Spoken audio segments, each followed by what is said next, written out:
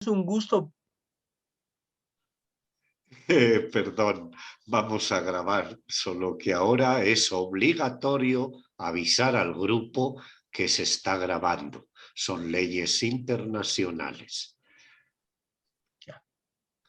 Bueno, entonces amigos, amigas, un gusto poder compartir con ustedes un domingo más en este espacio que nos ofrece el Centro Bíblico Verbo Divino, que siempre con el cariño que nos tienen me invitan y yo con el cariño también soy recíproco y voy a compartir con ustedes un textito en la dinámica de la Lección Divina.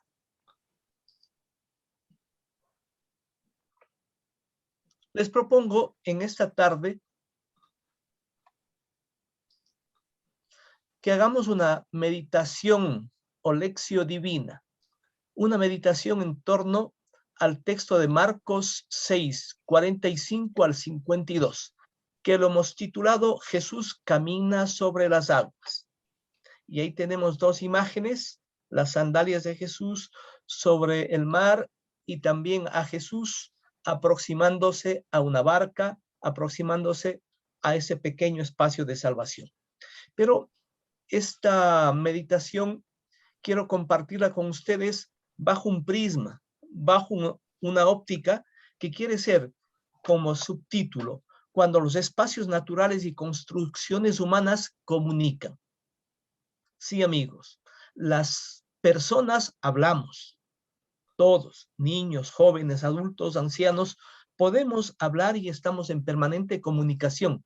Sin embargo, desde el mundo simbólico, desde la dimensión cultural, la naturaleza habla, las ciudades hablan, las construcciones humanas mucho más. Por eso entonces en este texto les quiero invitar a que nosotros podamos seguir de cerca los espacios naturales, las construcciones humanas y a partir de eso poder hacer nuestra meditación.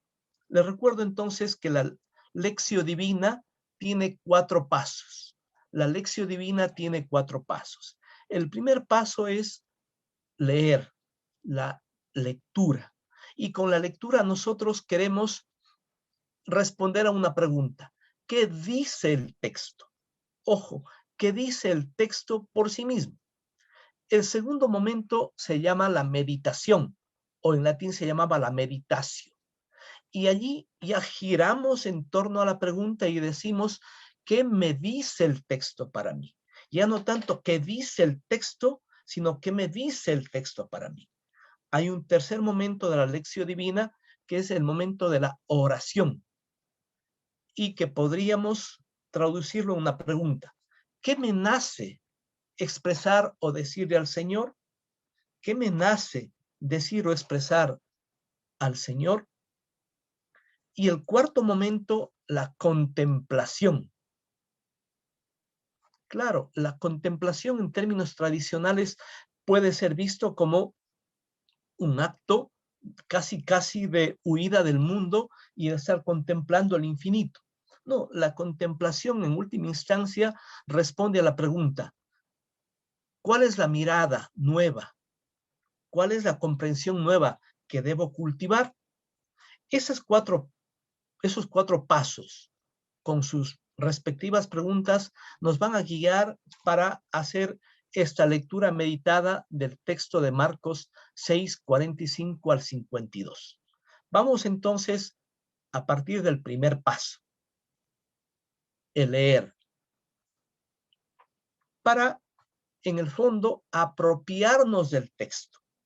No se trata simplemente de hacer una lectura y de manera mecánica dar una respuesta, sino que hay que en última instancia saborear el texto, comprender, asimilar el texto para que luego sí podamos dar el siguiente paso, que sería la meditación. Entonces, les voy a pedir por favor que me ayuden ustedes leyendo el texto que está tomado la Biblia de América de 1900, la edición es de 1994.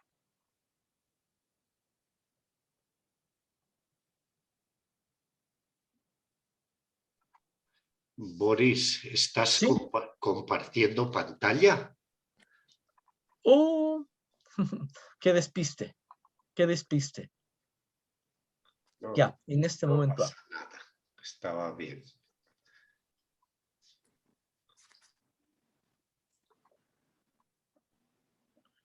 Ya, me despiste y vale la pena que me hayan dicho ese comentario. Entonces, estamos con el texto de Marcos 6, 45 al 52. Y va a ser, diríamos, el encuentro con el texto a través de la lección divina.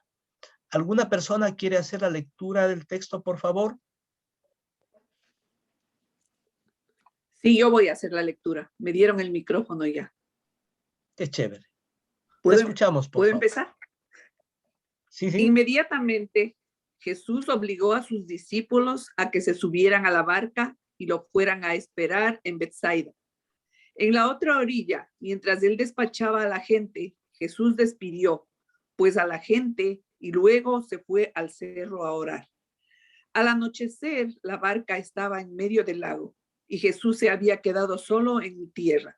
Jesús vio que sus discípulos iban agotados de tanto remar, pues el viento les era contrario, y antes de que terminara la noche fue hacia ellos caminando sobre el mar, como si quisiera pasar de largo. Al verlo caminar sobre el mar, creyeron que era un fantasma y se pusieron a gritar, pues todos estaban asustados al verlo así. Pero Jesús les habló: ánimo, no teman, que soy yo. Y subió a la barca con ellos. De inmediato se calmó el viento, con lo cual quedaron muy asombrados, pues no había entendido lo que había pasado con los panes. Tenían la mente cerrada. Es hasta el ¿Ya? 52, ¿verdad? Sí, hasta ahí. Hasta ahí llega el relato de Jesús camina sobre las aguas. Podemos hacer muchas preguntas para abordar el texto. Sin embargo, yo voy a guiar y a permitirles ofrecer un método de lectura muy sencillo, pero que puede ser valiosísimo si usted lo sabe cultivar. Entonces, hemos leído el texto y una primera reflexión. Hay distintas entradas posibles de un texto. El texto, como todo relato bíblico, tiene varias entradas para comprender lo que quiere comunicar, lo que quiere decir un texto. Pero cada entrada enfatiza en alguna línea de reflexión. Eso será importante que nosotros comprendamos. No hay una sola entrada al texto, porque el texto es como una suerte de casa que tiene muchas entradas y que cualquiera de esas entradas pueden ser válidas reconociendo la pertinencia e intención que se busca conseguir con ella. Por ejemplo, una primera línea de reflexión puede ser la histórica. Y entonces algunas personas, frente a esta entrada histórica, inmediatamente puede decir al vecino: oiga, ¿y será cierto que históricamente Jesús caminó sobre las aguas? Porque esa es una inquietud histórica, que no va a ser el objeto de reflexión nuestro en esta lección divina. También nosotros podríamos hacer otra lectura, que es una lectura cristológica, preguntándonos entonces, ¿quién es Jesús cuando dice ánimo soy yo? La lectura cristológica. Y quizá entonces algunos expertos nos puedan decir: caramba, claro, cuando Jesús en el versículo 50 dice ánimo soy yo, está conectando directamente con el texto de Éxodo 14, en que Jesús se revela y dice yo soy. Miren, entonces ahí hay una relación o una intencionalidad cristológica para revelar quién es Jesús. También puede haber una lectura eclesial en el sentido de preguntarse, bueno, ¿y esto de la barca a quién se refiere? ¿Qué es la barca? Y alguna gente va a decir, ah, es que la barca representa a la iglesia. Y en torno a la iglesia y en torno a la barca va a ser la reflexión. Otra clave muy interesante, pero sobre todo para estudio antropológico, es lo que se llama retomar una entrada teofánica. En particular, este texto que hemos leído podría ser sin duda una reflexión teofánica, porque en la tradición del estudio de lo sagrado, esto lo hizo un famoso historiador de las religiones, Rudolf Otto, que tiene una obra que se llama Lo Sagrado o Lo Santo.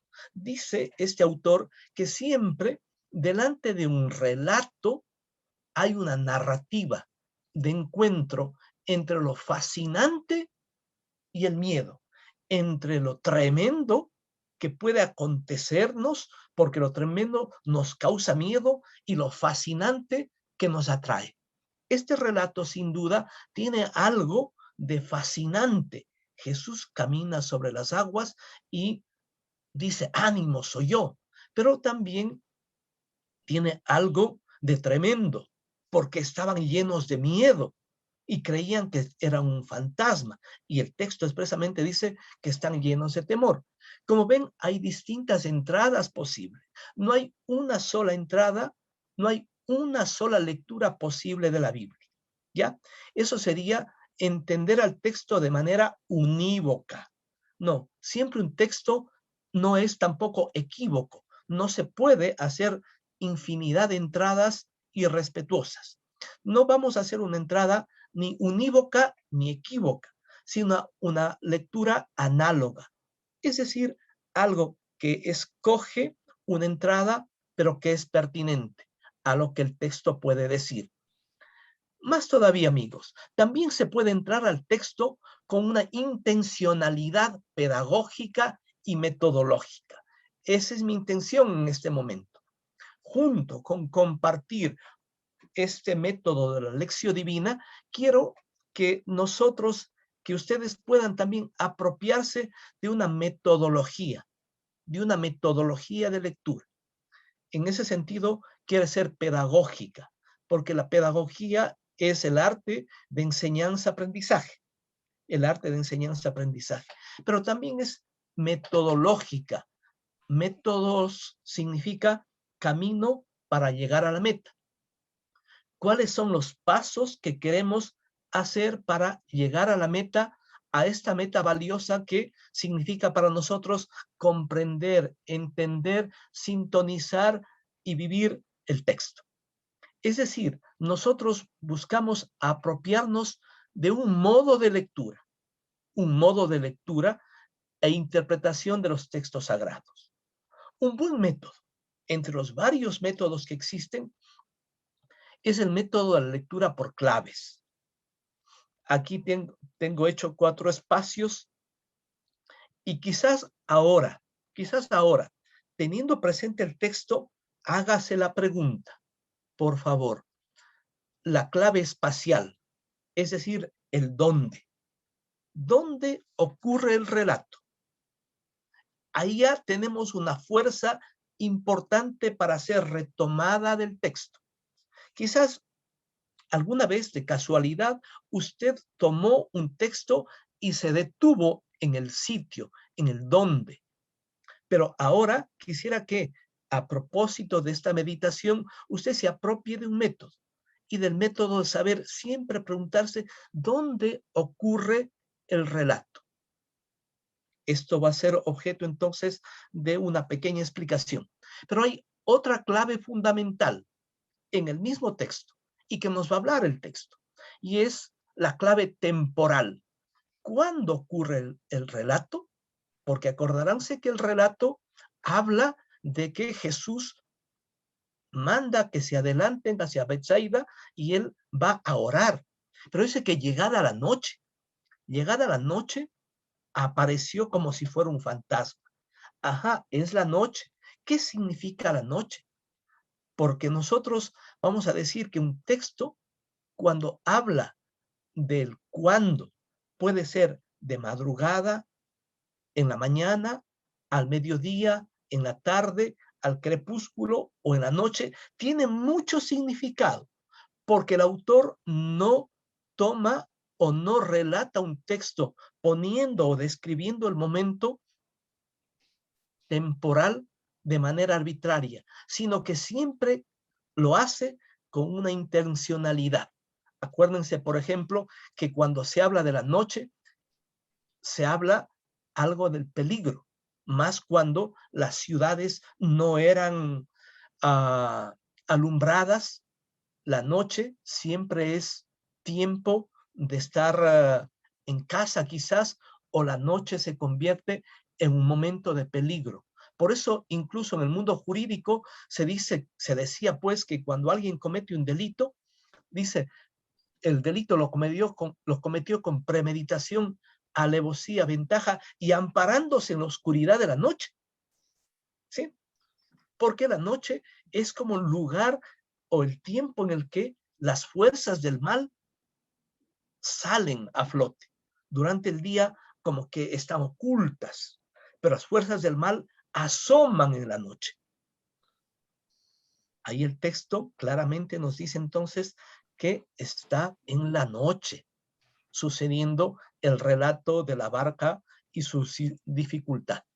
Pero hay una tercera clave, y es la clave de los protagonistas. Siempre será importante, amigos, que nos preguntemos quiénes aparecen en el relato. ¿Quiénes aparecen en el relato? Y sin duda, nosotros podemos decir, bueno, aparece ahí como simplemente como de fondo la gente que ha despedido a Jesús. Segundo, aparecen los discípulos. Claro, y aparecen los discípulos que están en una barca. Tercero, aparecen Jesús. Aparece Jesús como protagonista. Y hay un cuarto protagonista que está medio oculto. Ese cuarto protagonista son las fuerzas del mal que justamente han asomado en la noche. Habrá que entonces tener presente esta perspectiva de los protagonistas. Y una cuarta clave, cuando usted tiene un texto, puede preguntarse la clave dramática. Y cuando nosotros hablamos de la dramática, queremos preguntarnos qué dice o qué se deduce del texto. ¿Qué se dice o se deduce del texto sobre Jesús?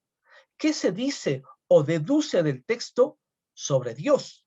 ¿O qué se dice o deduce del texto sobre la iglesia? ¿O qué se dice o deduce del texto de los discípulos? Entonces, de forma simple, quiero decir que la propuesta metodológica que le hago es que usted se haga 4 preguntas. En la clave espacial, ¿dónde ocurre el texto? En la clave temporal, ¿cuándo ocurre el texto? En la clave protagónica, ¿quiénes aparecen en el texto? En la clave dramática, ¿qué se dice o qué se revela en el relato sobre Jesús o sobre otro protagonista? Pero ¿cómo? La tarde no es básicamente para hacer un ejercicio de estudio. Me voy a detener solamente en la clave espacial. Y a partir de la clave espacial, les invitaré a que nosotros podamos compartir. Bueno, ¿se ubican ya? ¿Cuáles son los lugares donde ocurre la escena? ¿Quién me dice, por favor, cuáles son los lugares, los sitios donde se narra este relato?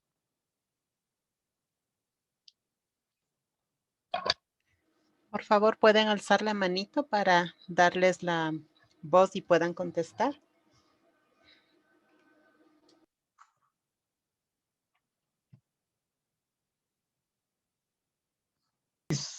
Y Martina. Luis, por favor, puedes abrir tu micrófono.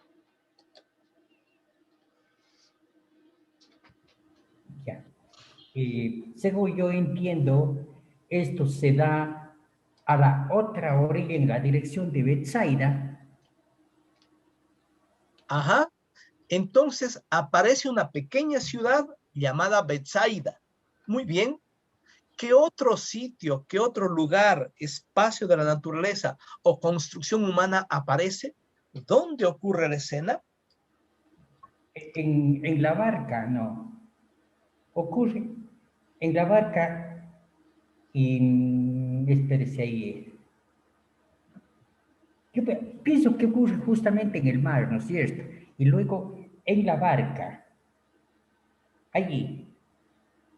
Ajá, usted ya nos señala algunos espacios, Ah, es ya, decir, la ciudad de Betsaida, en el lago y en la barca. ya. Ajá, Y por favor, y a la otra persona madrugada, quería compartir. Gracias, Luis. ya. Otra persona quería compartir. Lali, por favor. Bueno, ocurre también en tierra donde Jesús se queda. Los discípulos están en la barca, en el agua, pero Jesús está en tierra. Muy bien, En el muy bien. cerro, en el cerro. Ajá, sí, pero la tierra también es un espacio interesante, pero aparece otro sitio, la montaña, la montaña. Verán, vamos entonces a cultivar la capacidad de detenernos en los lugares. Por ahora, entonces, quiero hacer una pequeña reflexión en torno a estos 4 lugares que aparecen. La montaña y como su correlato o como su contrapartida, el lago. Betsaida y la barca. Vamos a hacer una pequeña reflexión en torno a esto. Porque, como he dicho en la introducción, los lugares hablan. No es necesario que las personas hablen en los relatos bíblicos. También los lugares hablan y dan un mensaje.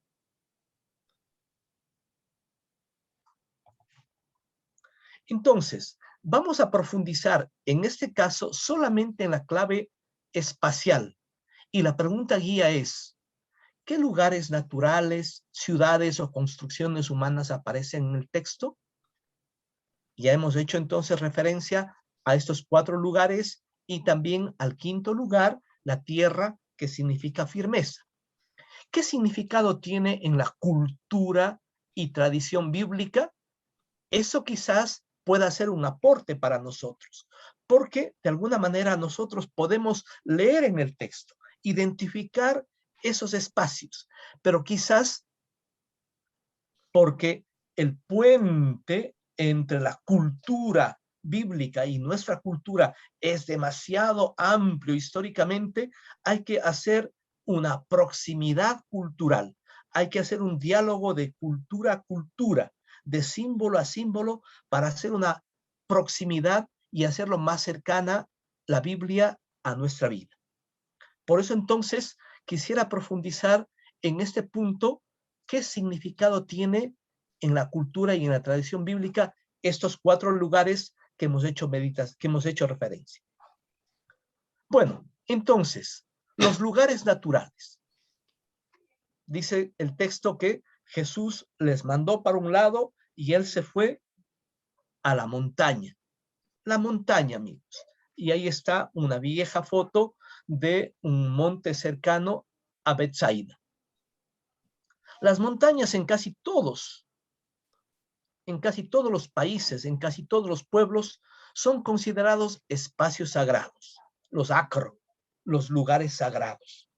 ¿Sí?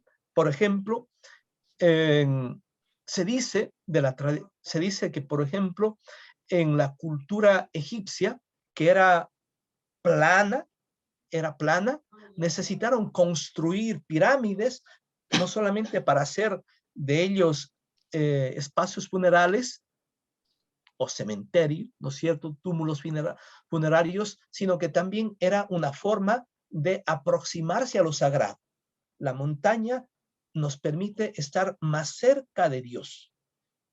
De la provincia del Chimborazo, un antropólogo nos decía, La gente del Chimborazo es naturalmente religiosa porque tiene montañas muy altas, y en esas alturas, sin duda, hay una cierta experiencia de comunicación con lo sagrado.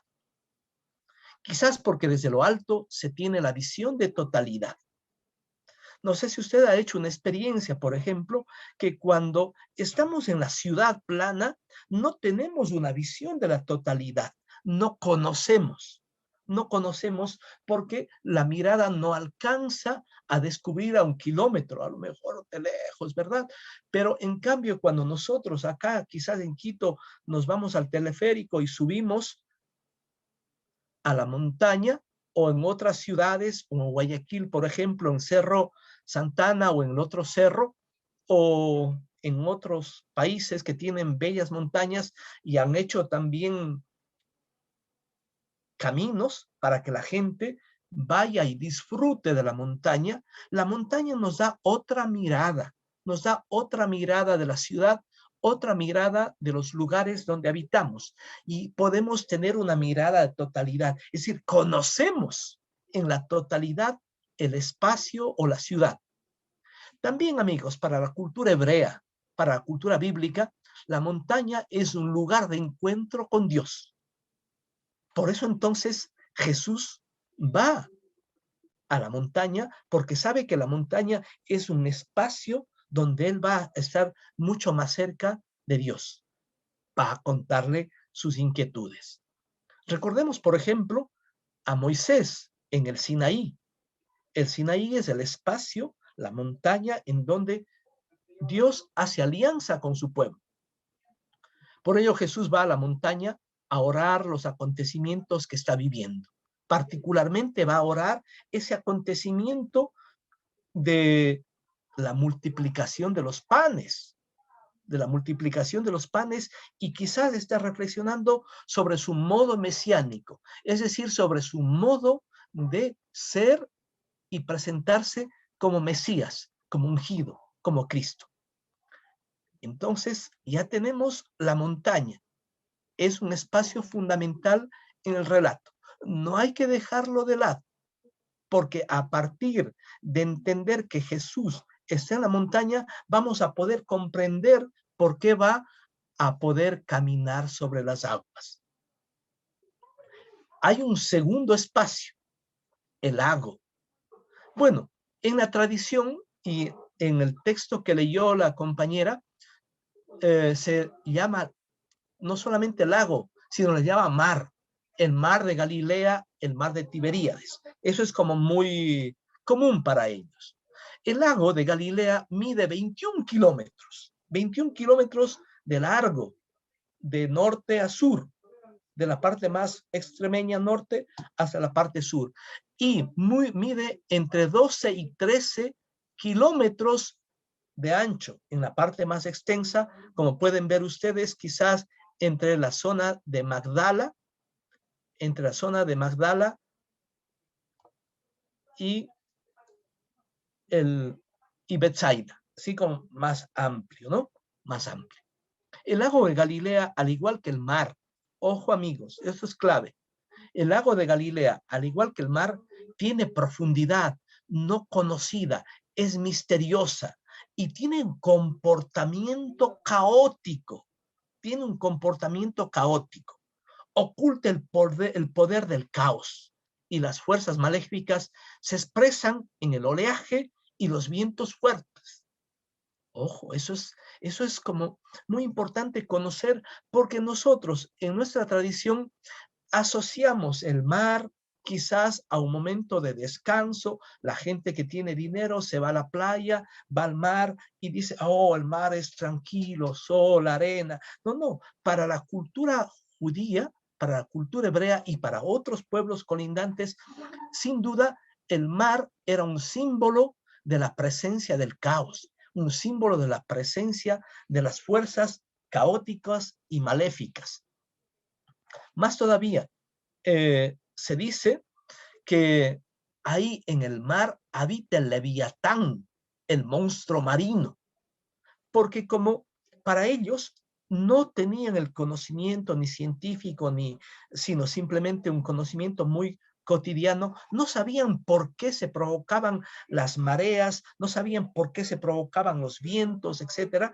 Y entonces todo aquello que no era comprendido por ellos era, en esos casos que invadían la tranquilidad, era símbolo de las fuerzas del caos. Por eso las actividades en el lago son como una lucha entre las fuerzas de los apóstoles y las fuerzas de las aguas y el viento. Imagínese usted, por favor, cuando tiene que los pescadores que lanzan las redes al mar hacen muchísima fuerza, hacen mucha fuerza para extraer los peces del mar. Y es como si estuviera una lucha. Hay una fuerza que lo detiene y otra fuerza que lo está queriendo sacar. Por eso entonces es un espacio complejo. El mar o el lago son símbolos del caos y de las fuerzas que quieren destruir la vida, de las fuerzas que quieren destruir incluso todo lo que el ser humano va creando. Hay un tercer espacio que hemos hecho referencia y es la espacialidad, pero la ciudad, porque en primera instancia los espacios pueden ser naturales. No me dedico aquí a explicar otros espacios porque no es el momento, pero sí en torno al texto. Las ciudades. Y aparece la ciudad de Betsaida. Como ven ahí en el mapa, tenemos en la parte más nórtica del norte del mar de Galilea, justo frente con frente a Cafarnaúm. Las ciudades o países para la cultura bíblica son simbólicas. Ojo, quiero decir que no hay que pasar de largo cuando en el texto se nombra a una ciudad o se nombra a un país. En concreto, aquí se nombra a Betsaida. Y Betsaida es un nombre que significa casa del pez. Quizás ya estamos más familiarizados, por ejemplo, cuando hablamos de Betlem. Bet significa casa. Lem significa pan o trigo, la casa del trigo o la casa del pan. Jesús nace en Belén, es la casa del pan. Pero aquí estamos hablando de Betsaida, la casa del pez. Y nosotros podemos imaginar ya por qué le llamaban Betsaida a este pueblito, que bueno, le llamamos ciudad, pero seguramente era un pueblito de pescadores como los que nosotros conocemos en nuestras orillas del mar Pacífico. Por ejemplo, esta ciudad como Cafarnaúm, esta ciudad como la ciudad que queda al frente, Cafarnaúm, o como Magdala, son zonas de afanes por pescar, procesar, salar, comprar, vender. Como son las ciudades pequeñas que están junto al mar, que la gente que sale afanado de sacar los peces enseguida, hay gente que va a trabajar, va a faenar y busca comerciar, y si no puede comerciar, entonces busca salar para conservar el mar, para conservar la frescura del pez, ¿verdad? Bueno, ese es como el imaginario también de la ciudad de Betsaida, porque ese es el tipo de gente con la que Jesús también estaba interactuando. Es también la ciudad de los apóstoles Pedro, Andrés y Felipe. No cosa menor, ¿verdad? Pero hay un cuarto espacio que nombra el texto y que tiene que ser objeto también de nuestra atención al momento de leer. No hay que pasar de largo. Se trata entonces de otra construcción, de otro espacio, de otro dónde, y es la barca. Las construcciones arquitectónicas tienen una carga simbólica. Nosotros podemos encontrar en los relatos bíblicos el templo, la sinagoga, las casas, las plazas, los caminos, la puerta, etc. Como ven, cuando hay esos nombres arquitectónicos de construcciones humanas, por favor, detengámonos y podamos meditar allí. En este caso, la barca, junto a ser un instrumento de trabajo para extraer los peces del mar, significa también un espacio de salvación. Espacio de salvación. Recordemos el arca como la barca de Noé. El arca de Noé, esta barca que hace Noé, claro, es un tema simbólico. La barca, el espacio que salva, diríamos, la ecología, los seres vivos, animales, aves y los seres humanos para proteger. Hoy diríamos que también necesitamos un arca que nos salve a este planeta, pero no podremos hacer un arca de Noé, sino que todo nuestro planeta tiene que convertirse en arca. Bueno, por eso la barca es una construcción frágil, permanentemente acechada por las fuerzas del lago, permanentemente acechado por las fuerzas del mar que lo quieren destruir.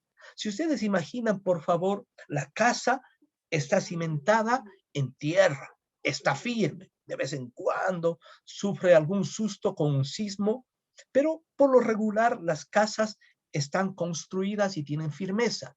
En cambio, el barco, más en esa época, estas barquichuelas estaban sometidas a los vaivenes de los vientos, de las tormentas y de algún otro susto que acontece adentro del mar. Simbólicamente, aquí el detalle, y aquí quizás para que nosotros podamos comentar, simbólicamente también la iglesia es una barca que sin Cristo está acechada por las fuerzas del mal. Fíjense qué importante, porque en el fondo, cuando Jesús está fuera, ha ido a orar, pero luego está en tierra firme y ha llegado la noche, aparece como un fantasma y la gente y los discípulos tienen miedo. Y la barquichuela está acechada por el viento y el oleaje. Y sufren temor y miedo. Sin embargo, cuando Jesús sube a la barca, verán todo una carga simbólica. Cuando Jesús sube a la barca, las aguas se aquietan y vuelve a la calma. Espacio de salvación, espacio de seguridad. En este sentido, con estos elementos, amigos, con estos elementos nos ha permitido hacer una lectura más detenida del texto, más detenida del texto. Ahora sí les doy la palabra para que en este primer momento de la lección, de la lectura, nosotros podamos expresar simplemente qué es lo que dice el texto o simplemente de qué trata el texto. ¿Quién quisiera hacer un pequeño resumen y que con sus propias palabras pueda decir de qué trata el texto?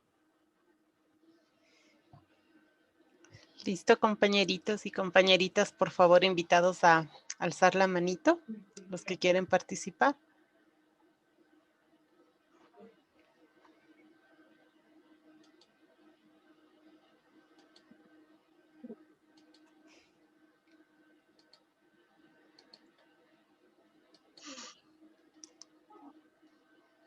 Nadie se anima. Mucha gente hay. A ver, sin miedo, por favor. No es examen, es compartir. Sí, por favor. Hermanita Gloria. Pedro, Pedrito, Pedrito y Verónica, por favor. Primero Pedro, luego Verónica y si Boris nos permite, al final Rosita. Pedro, por favor. Buenas tardes con todos, señoritas y caballeros. A ver, sobre el texto de la barca. Para mí, sobre los problemas que acontecen en el día a día. Cuando Pedro le dice a Jesús que le ayuda a caminar sobre las aguas, porque como lo vio a Jesús acercarse, entonces él también quería hacer lo que Jesús estaba haciendo, caminar sobre las aguas. Pero de repente vio alrededor las olas, el viento, todo eso a Pedro le asustó y él se comenzó a hundir sobre las aguas. Pero después viene Jesús, le da la mano y le ayuda a salir.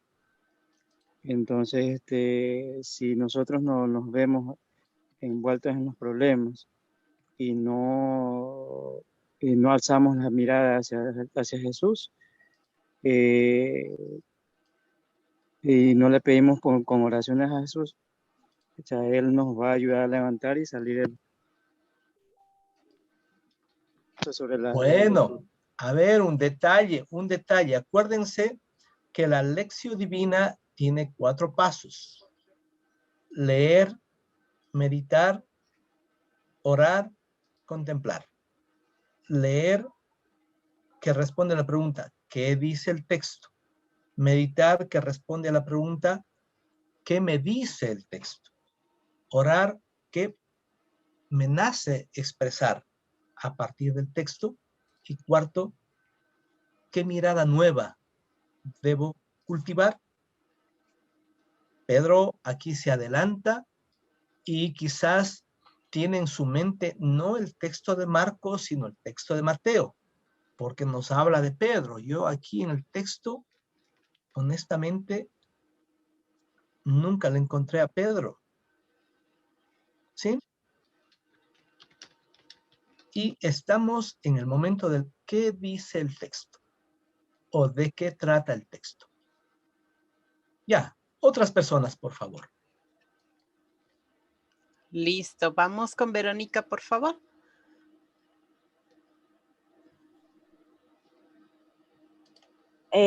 Buenas tardes.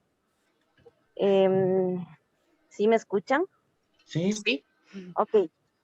Bueno, lo que me dice el texto, lo que dice el texto, dice que Jesús obligó a los discípulos a subirse en la barca y que después de eso, pues después de despachar a la gente, después de despachar a la gente, se fue al cerro a orar. Entonces lo que yo entiendo es que Jesús no nos abandona, a pesar de que no hay tantas situaciones. Él no nos abandona y aparece en el momento más indicado para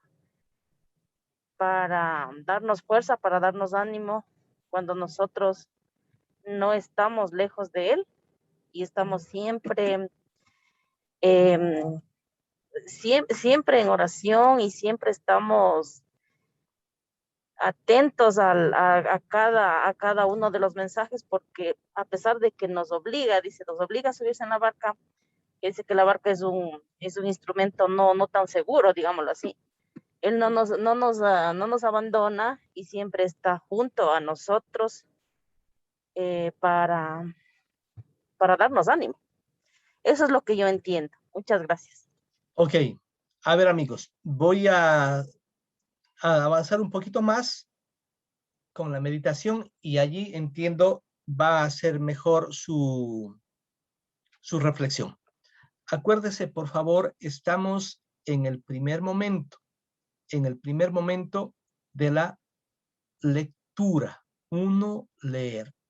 El método Lección Divina supone leer, entender, comprender lo que el texto dice en sí mismo. ¿Ya?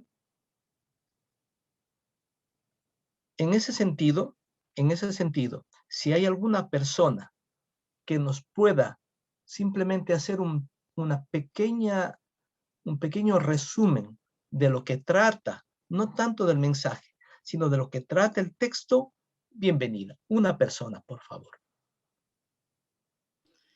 Están algunas, pero voy a dejarle a Alejandra de Argentina. Alejandra, por favor, si abres tu micrófono y nos compartes. Sí, buenas tardes a todos. Lo que en la lectura de este texto yo voy intuyendo algunos puntos. Jesús los obliga a los discípulos a subir a la barca. Creo que el lago estaría ya revuelto, por eso a lo mejor ellos no querían subir y el Señor les dice que suban igual. Y él se queda a despedir a la multitud. Me imagino a un Jesús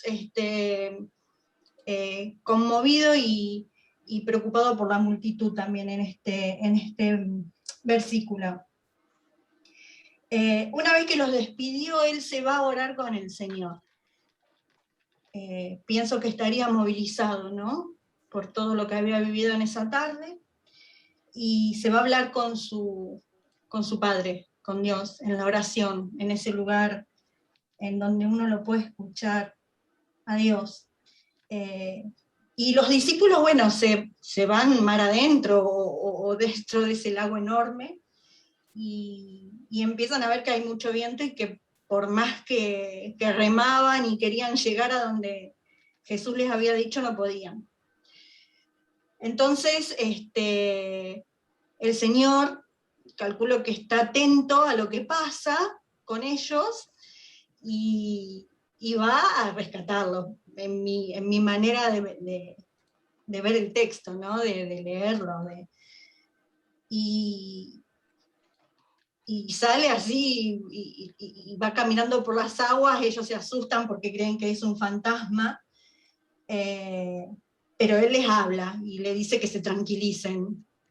Creo que ahí, al escuchar la voz del maestro, sus corazones deben haber dejado de palpitar porque creían que era un fantasma o que encima que había tormenta, y subió con ellos. Y automáticamente, cuando Jesús se subió, llegó la calma a la barca, a ese lugar que parece seguro, pero que en el medio de un mar embravecido no es tan seguro.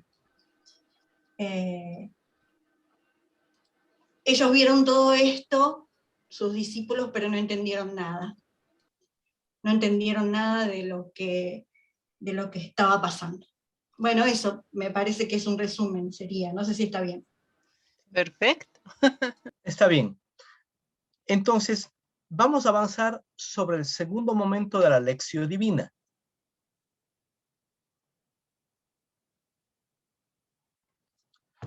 Ahora, el giro de la pregunta es, ¿qué me dice el texto?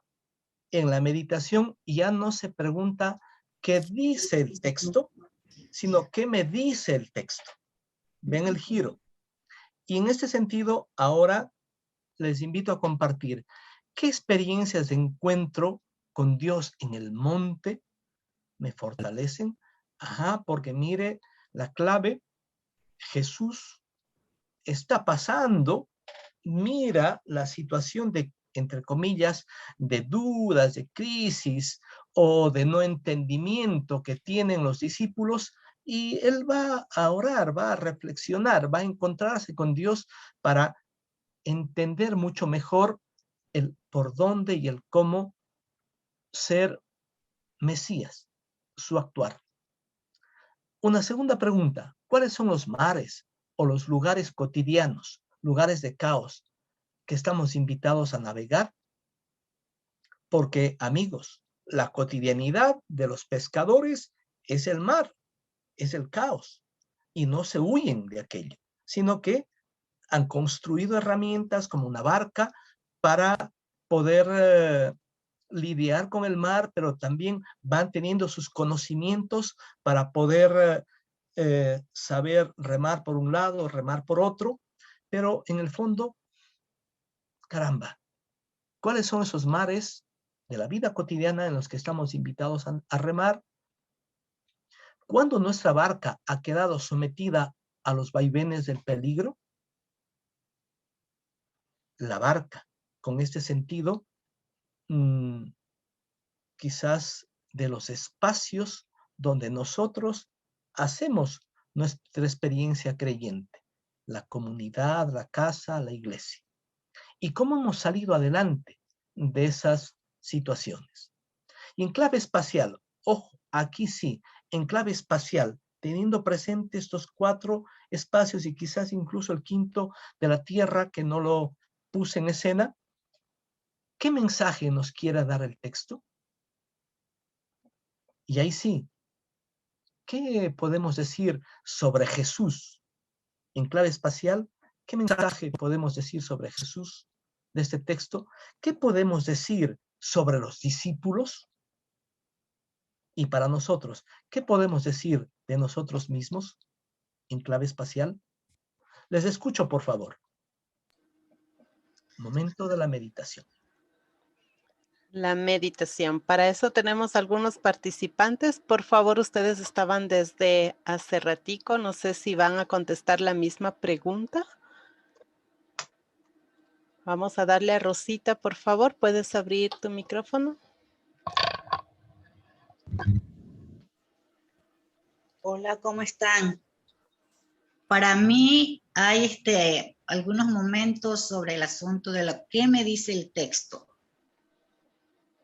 El texto me dice entre eso pues que el espacio se refiere a la ciudad, al lugar donde estamos y donde no tenemos que entender lo que el texto nos dice relacionado al Señor, porque Él, por ejemplo, les da confianza, ¿no? Él confía, pero ellos se asustan, no tienen todavía, digamos, claro, que tienen a su maestro, que nada les pasará.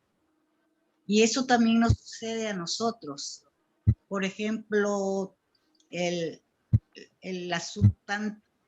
un mundo que está totalmente desbaratado, ¿no?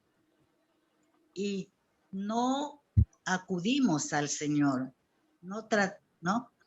Pensamos que todo lo podemos solucionar nosotros, que lo material, las cosas materiales son los más importantes, pero sin embargo no es así.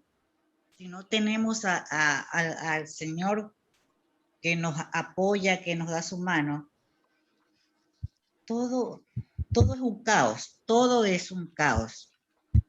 Entonces, ¿qué pasa? La barca, ¿qué es la barca? Somos el mundo, ¿no? Entonces estamos hundidos, estamos desesperados, no sabemos qué hacer. ¿Por qué? Porque no estamos agarrados del Señor. Gracias. Ok. Mary Pasquel, por favor. Pueden valerse de una pregunta y en torno a esa pregunta hacer su reflexión. No se trata de retomar todas las preguntas. Es mucho mejor para hacer una lectura mucho más pausada y una reflexión más pausada, detenerse en una pregunta y sobre esa pregunta reflexionar. Buenas tardes. ¿Qué experiencias de encuentro con Dios en el monte me fortalecen? Bueno, la lectura de la palabra de Dios, el encuentro con la oración misma y la participación en la Eucaristía, estos momentos mismos de formación, de conocimiento, fortalecen y me han fortalecido, diría yo, partiendo ya desde la experiencia así como más situacional, me ha fortalecido en estos momentos de situación de pandemia, donde han venido varias situaciones duras, personales, y también, podría decir, familiares y del entorno donde yo me desenvuelvo. Desde ahí lo podría hacer esta meditación. Y finalizar con aquello de que esta es la barca, ¿no? De pronto mi barca personal, mi barca de hogar, mi barca de entorno, de encuentro con las personas con las cuales me encuentro, me relaciono. Y y mirar que si no le tenemos a Jesús como centro, pues ahí es donde empezamos a flaquear y a debilitarnos en dar este sentido de esta situación difícil, a estos dolores, a estas dificultades, darle este sentido cristiano, diría, o de Dios u orativo. No sé si estoy bien.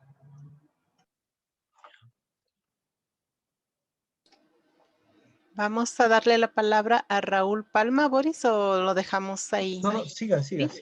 Listo. Raúl Palma, por favor. Ya, gracias. A mí el texto me dice que Jesús les indicó a los discípulos que se suban a la barca y se dirijan al otro lado de la orilla. Los discípulos, cuando llegaba la noche, de tanto remar, ellos se encontraban ya cansados. Ante las inclemencias del tiempo que estaba en contra de ellas, con el viento, y que en esos instantes ellos estaban asustados y comenzaron a perder la fe, pensando que Jesús les había dejado. Pero antes de que llegue la noche, Jesús ya se termina la noche, Jesús apareció por el mar caminando y ellos pensaban que era un fantasma y se asustaron más y comenzaron a gritar. Entonces, mientras gritaba Jesús, les dijo: no tengan miedo, soy yo. Nuevamente puedo decir que les volvió el alma al cuerpo de ellos y otra vez recuperaron la fe. Entonces, como había dicho anteriormente, perdieron la fe porque creían que estaba solo y que a lo mejor Jesús no les iba a acompañar. Entonces, eso es lo que yo puedo decir acerca de lo que a mí me dice el texto en esta palabra. Ok, gracias. Gracias, Raúl. Claudia, por favor, ¿puedes compartirnos? Hola, buenas tardes. ¿Sí me escuchan? Sí. Sí. Perfecto. Bueno, yo analizo el texto desde la pregunta de los mares.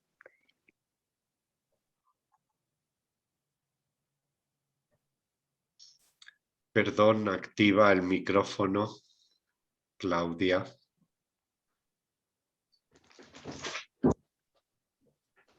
Se le fue. Hasta que ella pueda activar, por favor, tienes, Irma, abierto el micrófono, ¿nos puedes compartir? Sí, yo me voy a referir, dice, cuando nuestra barca ha quedado sometida a los vientos en peligro, ¿cómo hemos salido adelante? Bueno, pues en este texto, para mí, ¿verdad?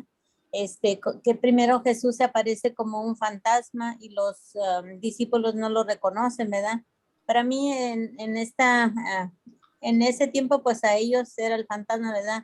Puede ser en este momento, ¿verdad? En mi vida personal, que cuando hay algún suceso, ¿verdad? Por decir ahorita, supongamos que la pandemia, que ahorita viene el otro virus más fuerte y que nos tienen con una amenaza más grande, ¿verdad? Puede ser ese mi fantasma, pero si yo confío en Dios, si yo persevero en mi oración y confío en que Dios es el que tiene el poder del control de todo esto sobre mí, ¿verdad? Y la protección que tiene sobre mí, no me va a pasar nada. Y Jesús me dice, no temas, así como les dijo a los discípulos, no teman, soy yo. Igualmente me dice ahora Jesús, no temas, Irma, soy yo, aquí estoy para cuidarte, para cuidar de ti, los tuyos. Entonces, ese es lo que me dice en este momento a mí. Que tenga más fe en Dios, que crea más, que confíe más, a pesar de que todo parezca como un fantasma, pero Dios está detrás de ese fantasma y su poder es mucho más grande. Gracias. Gracias, Irma. Me avisa, Boris, cuando paramos. Ya. 2 personas más, por favor. Listo. Lali Vinas, por favor. Sí. Yo me voy a referir a la pregunta, ¿cuáles son los mares? Lugares cotidianos de Cao estamos invitados a navegar. Bueno, los mares, los lugares cotidianos que navegamos siempre es en realidad la vida misma. A menudo, en un momento o en otro, todos estamos embarcados en una barca donde nos rodea el oleaje, el peligro, la oscuridad. Lo que me dice el texto es que el único que tiene poder para desbaratar el peligro que nos rodea es Jesús. Jesús que viene a nosotros con un mensaje de esperanza, a darnos ánimo. Entonces, aún navegando en esos mares oscuros, si es que estamos asidos del Señor, de Dios, de Jesús, el oleaje va a llegar, pero se va a ir. Esa es mi contribución. Gracias. Okay. Una persona más, por favor. Juan Zorrilla, ¿puedes abrir tu micrófono?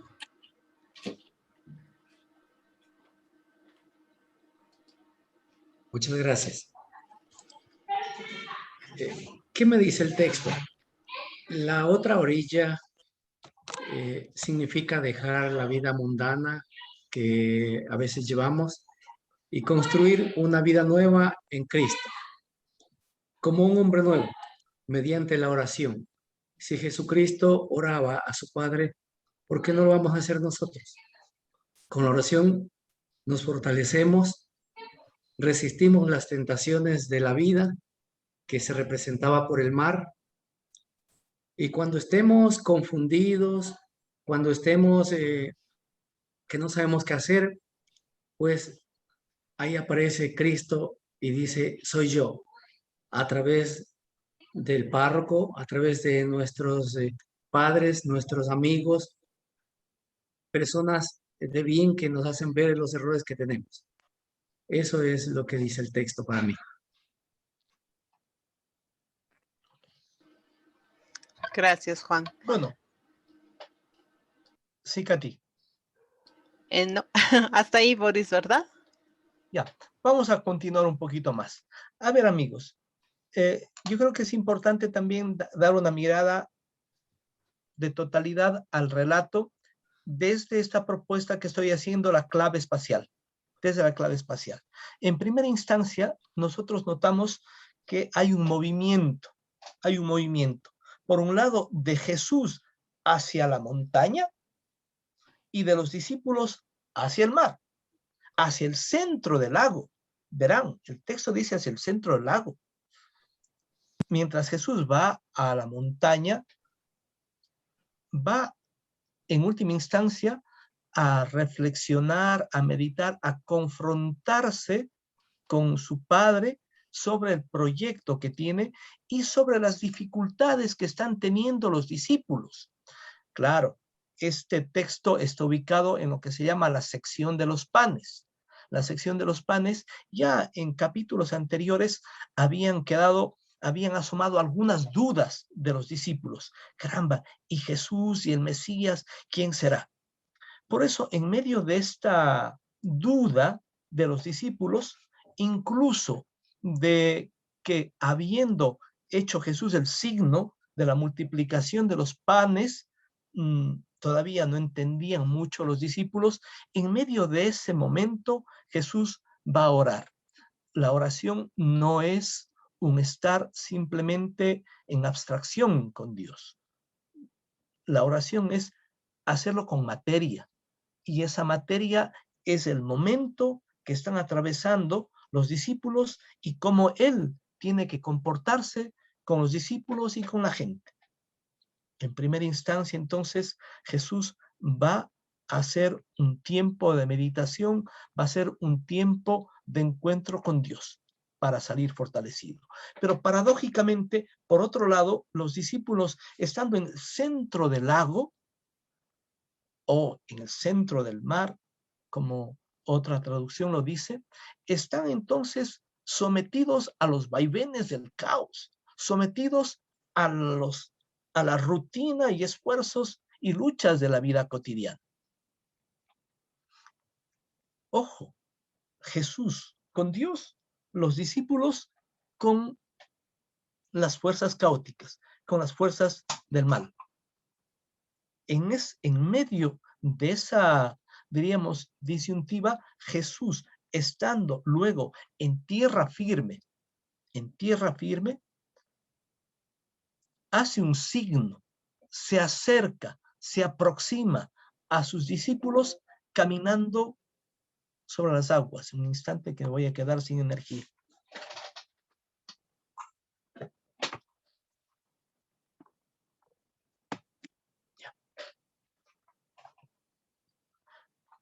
Y él se acerca, camina sobre las aguas. ¿Qué significa este caminar sobre las aguas? Significa que en el fondo, luego de Jesús, de haberse encontrado con su Padre, es capaz de tener el control, el dominio, saber someter las fuerzas que destruyen la vida. Jesús es el apasionado por la vida y entonces él tiene control, dominio y victoria sobre las fuerzas caóticas. Si él es el dueño y tiene dominio sobre las fuerzas caóticas, como son el hambre, el temor, la peste, la muerte, este Jesús es digno de ser reconocido, Pero ojo, es como un fantasma, aparece como un fantasma y solamente cuando les habla, ánimo, soy yo, ahí van a ir reconociéndolo a Jesús. Lo van a reconocer a Jesús en la palabra. Por otro lado, más todavía, Jesús sube a la barca y la barca se tranquiliza. Ese es el Jesús que sabe estar con su Padre, que sabe estar en tierra firme, que tiene control sobre las fuerzas del caos y que al mismo tiempo tiene capacidad de dar seguridad, serenidad a la barca. Cuidado. Por otro lado, los discípulos que están sometidos a los vaivenes del caos no saben, se confunden, no saben quién es Jesús. Y a través del signo del caminar sobre las aguas, es decir, de hacer signos que nos evidencian que Él tiene control sobre las fuerzas caóticas, porque Jesús da de comer, porque Jesús da vida a los enfermos, planifica la vida de la gente, porque educa, etc. Esas fuerzas de caos son superadas por Jesús. Es posible entonces que los discípulos vayan comprendiendo progresivamente y vayan teniendo seguridad. Pero van a tener seguridad en la barca. Y esta barca es el signo para nosotros, ya en una lectura eclesiológica, en una capacidad de encontrarnos en la comunidad, en la iglesia y en la pequeña comunidad eclesial que significa la casa, como espacio de seguridad, espacio de paz, espacio de orden, espacio de vida. Va por ahí el sentido, más todavía porque nosotros siempre vamos a estar en la vida cotidiana, no nos podemos escapar de los espacios de caos, de los espacios en donde puede haber peligro, por ser la noche, por ser más lugares de conflicto. Nosotros tenemos que saber caminar en medio del caos y de los espacios de conflicto con seguridad, con certeza, acompañados siempre en comunidad y acompañados de Jesús. Quizás por ahí pueda tener un sentido el texto. Como he dicho, hay distintas entradas. Mi intencionalidad simplemente ha sido provocar un modo de leer determinando o fijándonos en los lugares. Y han sido significativos la montaña, el mar, la ciudad de Betsaida, porque Betsaida significa eso, lo de todos los días. Y la barca, este espacio pequeño, siempre frágil, que significan nuestras casas, siempre frágil, que significan nuestras iglesias, en donde nosotros podemos tener la presencia de Jesús. Más todavía, nuestras iglesias, nuestras casas, sin la presencia de Jesús, van a estar sometidas al caos, al viento, a las mareas y quizás podamos hasta naufragar. Jesús camina sobre las aguas para que nosotros también, como Él, podamos caminar con firmeza en el caos y con Jesús caminando, no para hacer un acto mágico, sino caminando para aproximarse a la barca.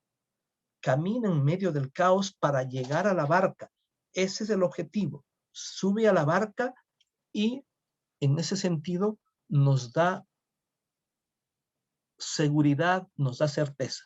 Hace de nuestras comunidades comunidades de vida, comunidades de salvación. Estamos entonces en este momento de la meditación. El tercer momento de la lección divina es la oración, la oratio. Y aquí la pregunta clave es, ¿qué me hace expresar o verbalizar este texto? ¿O qué puedo decir? ¿Qué puedo verbalizar en agradecimiento a Dios por este texto? Y se pueden expresar oraciones de alabanza, de agradecimiento o de perdón. En este momento les voy a pedir a ustedes que si quieren hacer una expresión de alabanza, de agradecimiento o de perdón, lo hagan una pequeña frase, a manera de una síntesis, en una frase. Puede ser suficiente.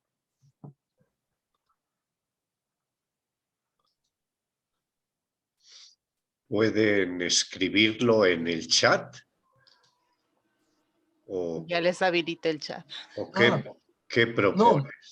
No, mucho mejor entonces, así podemos leer de otras personas que han estado quizás escuchando y en silencio, para que otras voces a través del texto escrito pueda también tener derecho a expresarse o a verbalizar también.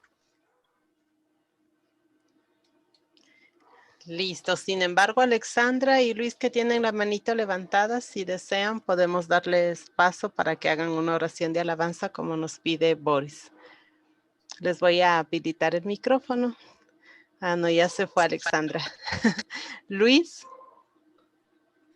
Listo, entiendo que sigues ahí, entonces te voy a dar paso para que puedas compartir con nosotros tu alabanza.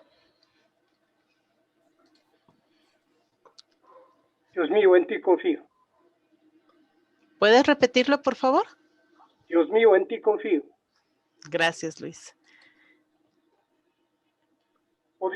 Podría solicitar hacer una pequeña introducción a lo de la pregunta anterior. Pequeño pensamiento.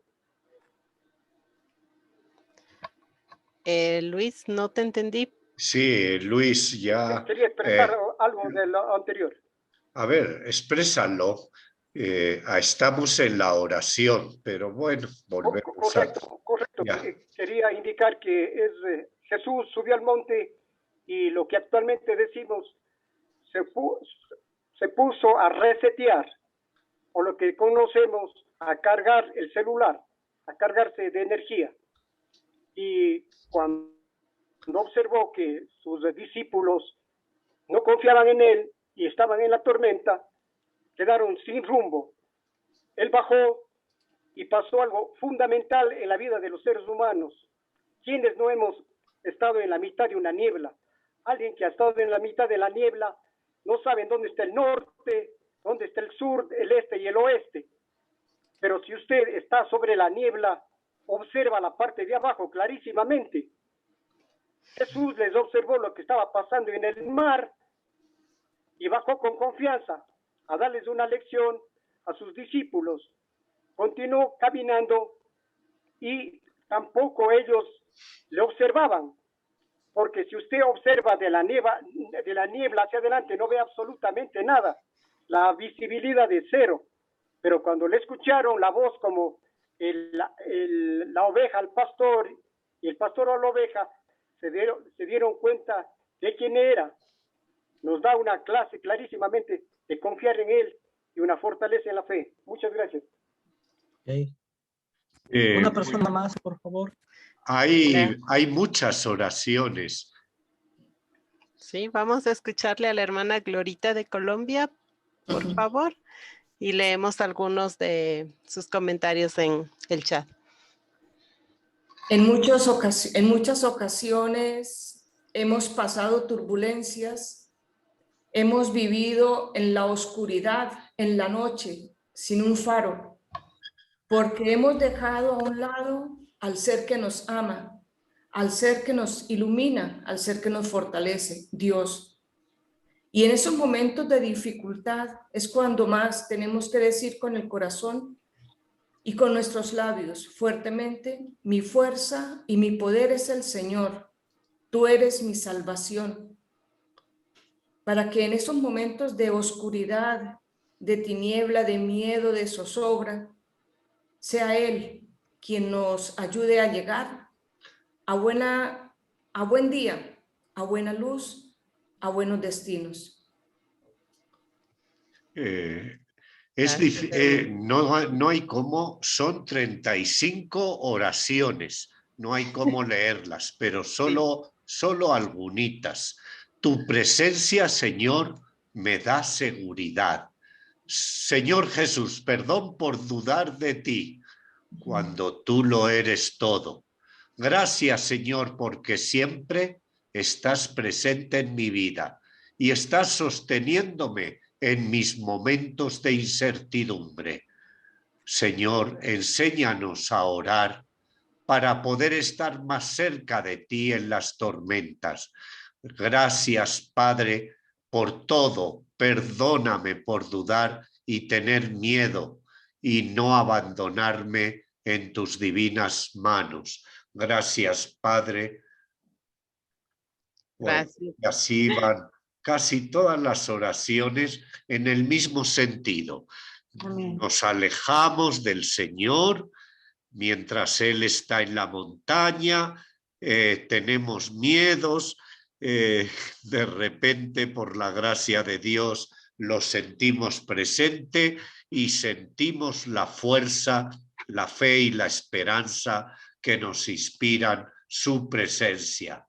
Señor, tú que conoces mi pequeñez, guía mi vida con tu infinito amor y misericordia. Gracias, Señor, por estar siempre a mi lado en los momentos difíciles y en las alegrías. Nunca me abandonas. Bueno, corren tanto las oraciones que cuando estoy leyendo una ya no puedo seguir leyendo porque entran otras.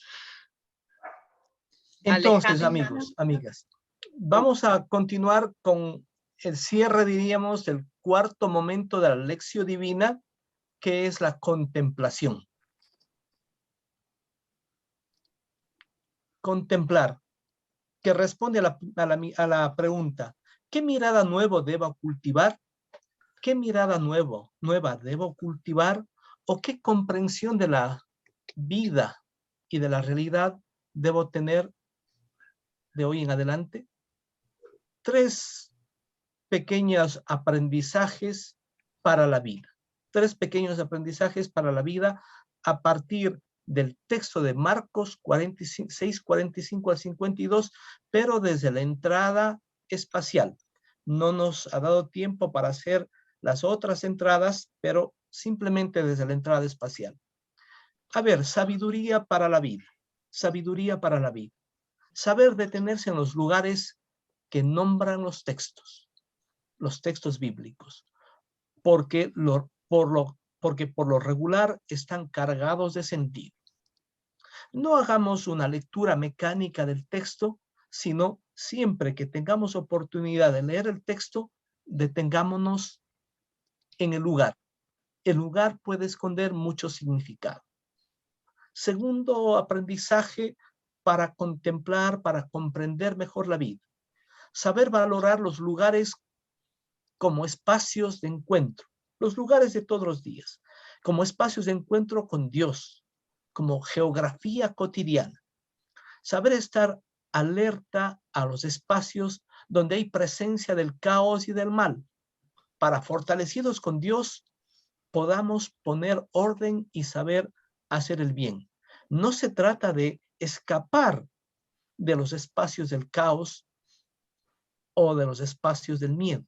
Se trata de, llenos de Dios, fortalecidos por Dios, saber estar en esos espacios, para que allí donde haya mal, pongamos bien.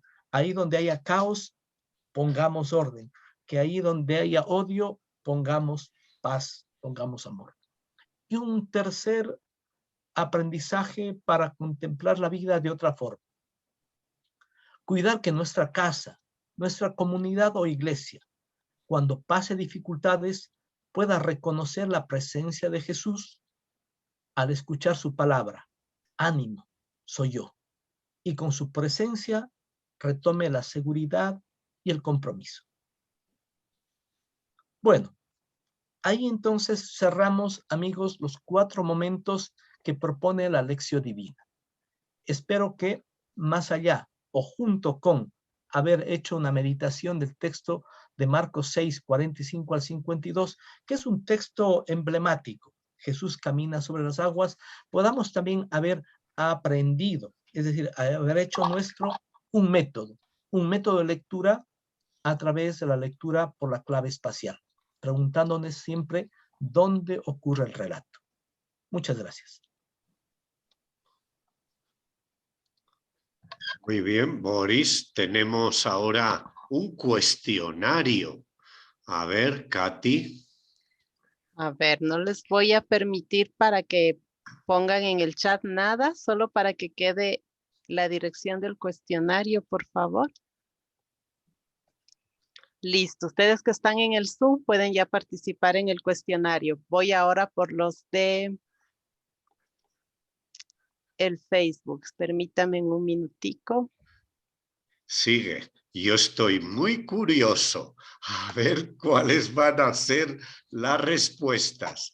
¿Y por qué? Porque hay algunas respuestas que son medio válidas, otras son válidas completas y otras son pícaras respuestas para hacerles caer en el error. Así que atentos, pilas. Listo, para nuestros amigos del Facebook ya está. Recuerden que está sobre la pantallita la dirección del formulario y pueden ya contestar. Con todo les voy a compartir pantallas solo por los del Facebook. Permítame un ratico. Y el gato. Él no se pierde ninguna clase de Boris, entonces ya vino, escuchó la voz de Boris. Aquí pueden llenar, por favor, los amigos de Facebook, darle un enter y van directamente al formulario. Muy bien. Y para nuestros amigos del Zoom, pues lo tienen ahí, que es el último mensaje que se les envió. Listo, no veo nada. ¿Dónde? ¿En el chat? Sí, en el chat del Zoom. Ya. Vayan al chat y pinchen la dirección que nos ha puesto Katy, el último mensaje. Bueno, para los mayores siempre hay que indicarles así. El chat. Listo, ya tengo 5 respuestas. De aquí corre tiempo, por favor, 4 minutitos para tener nuestro cuestionario y que luego nos ayude a solucionar algunas inquietudes, Boris.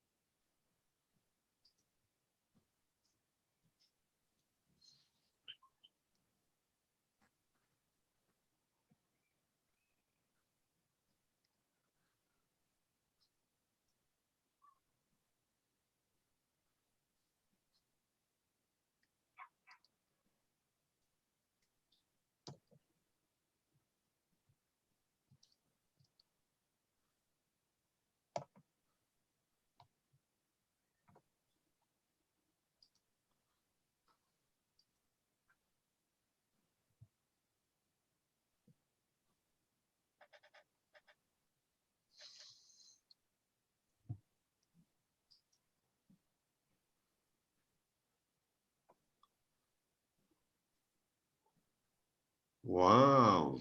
Yo saqué 10 sobre 10. Si usted las hizo. Pero ya no me acordaba. Me parecen más interesantes que cuando las hice.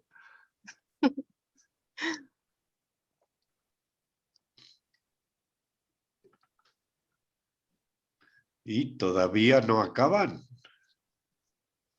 No les ve las caritas de preocupación. Mírale a la hermana Rebeca Arias. No veo nada. Ahí en el Face. Tengo que...